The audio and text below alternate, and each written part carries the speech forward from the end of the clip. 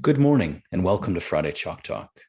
Before we begin today's episode, I want to comment on how the second half of today was a live audience participation in improv. And this was not recorded so that everyone could just have fun and let loose. So if you work in palliative care and want to be a part of the live audience on Friday mornings and not miss any of the content, just reach out to us. Otherwise, I hope you enjoy the first half of the show. So welcome. Hello, everyone. I'm glad you're joining me. This is sort of an unusual topic, but one that I find might pique your interest. I'm Rachel Gage. I'm a nurse practitioner in southeastern Wisconsin, and I put up all my credentials behind my name, credentials I don't normally use because I had a life in the arts before I became a nurse. So before I became a nurse, I earned a bachelor's in theater and a bachelor's in music and a master's in opera performance from the University of Wisconsin-Madison.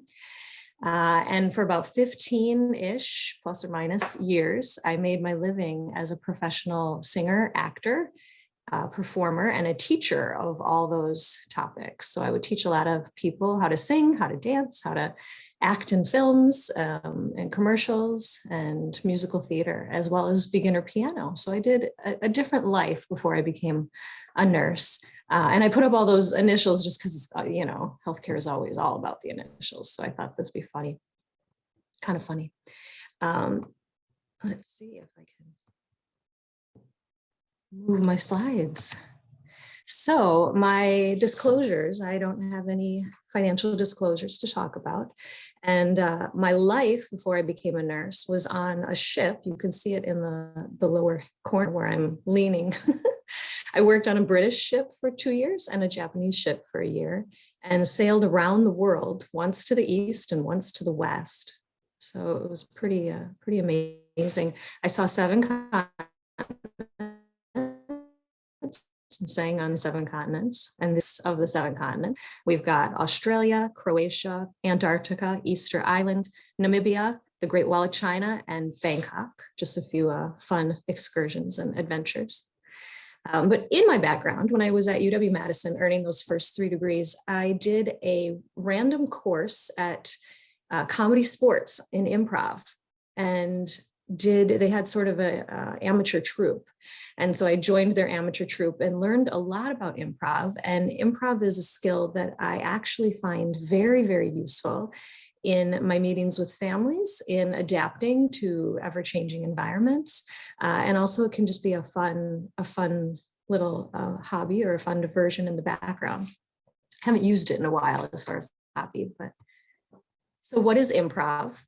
Improv is just as it says, it's an improvisation. That means it's not planned, it's not scripted. And there's Easter Island doing improv. We have a couple objectives today. They're kind of gentle objectives. I want you to learn about improv and maybe pique your interest in taking a class or learning more about it online. But also I'm hoping that you have a moment of laughter or a moment of escape from the day-to-day life. I think it's nice to kind of relish time with those around us, even if you don't know them very well. It's kind of nice to make a human connection. So that is also our other objective for today. So how does improv improve our communication?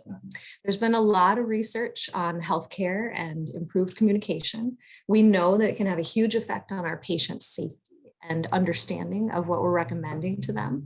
We also know that the person who has improved communication often has better productivity and a better experience at work. So they're a little less grumpy. It's expensive to replace a grumpy provider. You can see down there, I put some gentle replacement costs.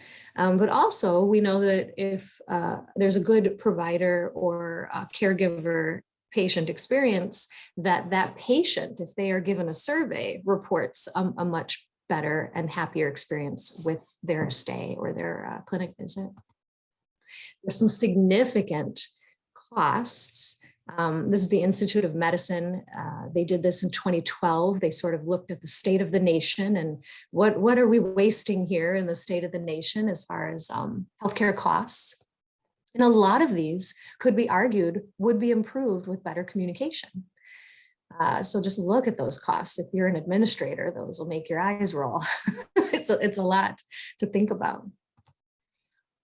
but also our patient experience. So if we think about treating our patients the way we would want to get treated, just imagine the satisfaction that you would have if you had a really thoughtful and a provider who's really listening to what you're saying. Also, maybe someone who knows a little bit about you, not just that you're the patient with the liver issues. You're the patient who likes to do motorcycle rides cross country, or you like to bake rabbit-shaped cookies for your grandkids at Easter, right? So the positive patient experience really does provide safer care and better health outcomes. And a few other topics here. We want our patients to know they feel heard. We want our consumers to know that they're valuable. They're not just a number to us. We know that there's reimbursement tied to the patient experience scores. So that's something to consider. So about improv, you're probably wondering, what the heck do we do with improv? There's a lot of rules you can find in a lot of different books about basic improv rules, but the number one is don't stop the scene, don't deny. So you always need to say yes, and so if someone says, oh no, that fire is burning down the school, down the street, in your scene, of course, you say yes, and I happen to have a fire hose right here. Let's go put it out. So you take the scene forward, if you will, instead of stopping it. And I think that can be a really useful skill with patients, right? If you just say, you need to take your blood pressure medicine, and it says, I don't want to. And you say, well, you have to. That's sort of a full stop in that conversation. The patient's going to shut down. They're not going to listen. And the scene is sort of over, a scene, if you will. But if you say, you don't want to take your medicine. Okay. So let's figure out why you don't want to take that medicine and create a strategy to get you to taking the medicine. So different little techniques that can help. You generally, in improv, you don't ask open-ended questions because that can be ambiguous and be kind of difficult. You don't have to be funny in improv. Actually, the people who try to be funny are usually not as funny. If you make your partner look good, you will look good as far as the scene. In the scene, you always want to tell a story and take a risk. Go to that uncomfortable place. And then the last thing to remember is you actually have everything you need right there inside you. You don't have to be having a PhD. You don't have to have extra training. Anybody can do improv and enjoy it.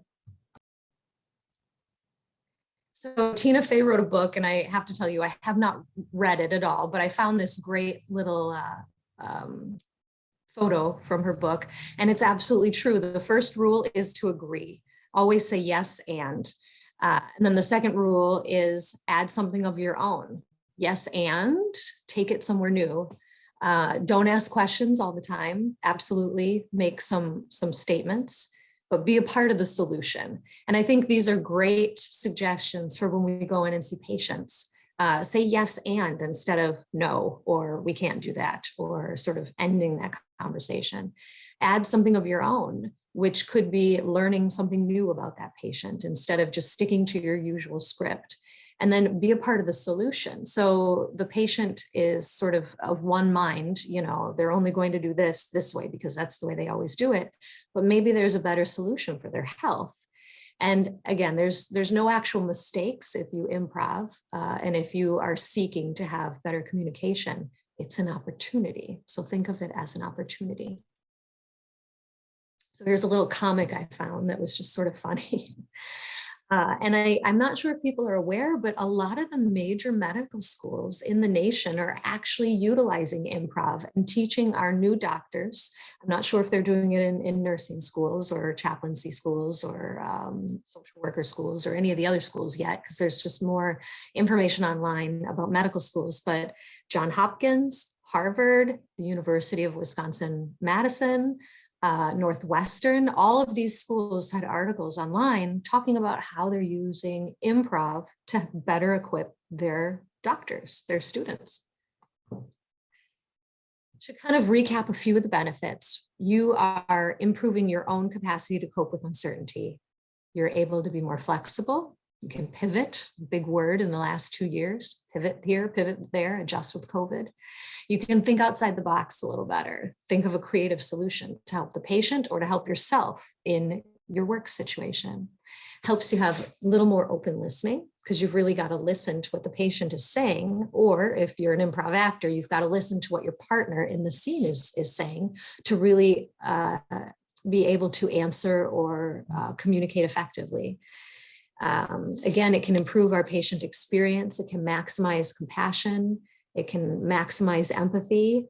It can take those healthcare costs down a little bit just in each experience, but it also can be a little moment of laughter or joy in your day if you can find those happy little moments.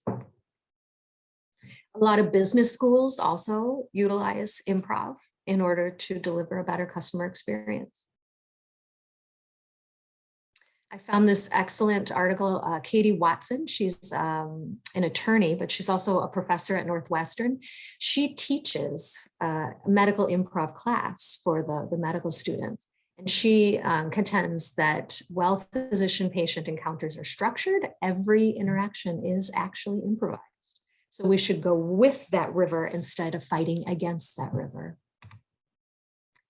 The AMA had a Change in Medical Education Consortium, and they also did improv and are looking at the benefits and the evidence-based research to adding improv to their recommendations. And the picture on the left is actually medical students improving at the University of Wisconsin-Madison. They've done a number of small research studies doing improv in nursing facilities with long-term care residents. And we see the same benefits for them as well. Improvements in social isolation, excuse me, I can't speak, reduced stress, self-efficacy, reduced anxiety, better communication, feeling better, increased cognitive stimulation and relaxation. So I want to ask all of you to do a little experiment with me and improv.